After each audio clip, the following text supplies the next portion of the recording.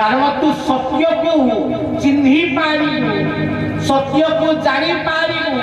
सत्य को उपलब्धि करी पारू,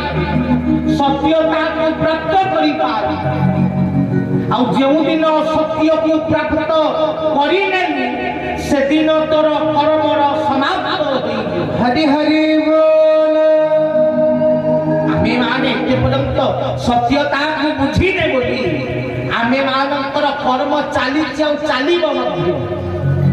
जगत भावुची मो पुओ मो झियो मो घर मो संसार मो परिवार मु बुझिबी। मते जने भाई कहला मो छुआटा मु बुझिबी किए बुझिबो तो छुआ भाई थरे भाभी की देख तू इच्छा करी संतान के जन्म करी पाइबू भाई तू 50 थर संगम कले थरे छुआ रही केते बेले ना जेते बेले सीए चाहे जो संतान रहिबो सीए पुओ ना झियो होई पारिबो भाई। संतान के मातृगर्भ में रहिला तू जाइनु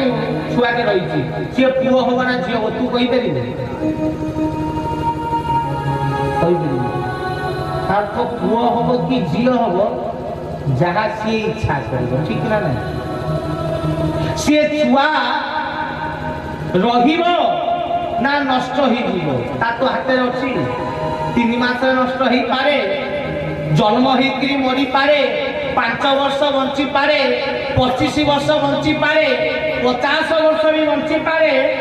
150 वर्ष भी बंची पारे ठीक ना नहीं तू ग्यारंटी दे पारी मु जो छुआ जन्म करछि एति वर्ष बंचिबो मु गोपा ताको जन्म करछि आ मु कहूछि मो छुआ एति वर्ष बंचिबो ग्यारंटी दे पारी जदि केते वर्ष बंचिबो तू जानिनु तो पुओ होबो ना झियो होबो तू जानिनु संतान रहिबो ना तू जानिनु ताले तो छुआ केमितिला से तो केसबर छुआ कारण जन्म करिबा शक्ति तार पुओ झियो करिबा सक्षम तार केते दिन बंचिबो निर्देश तार आ छुआ तोर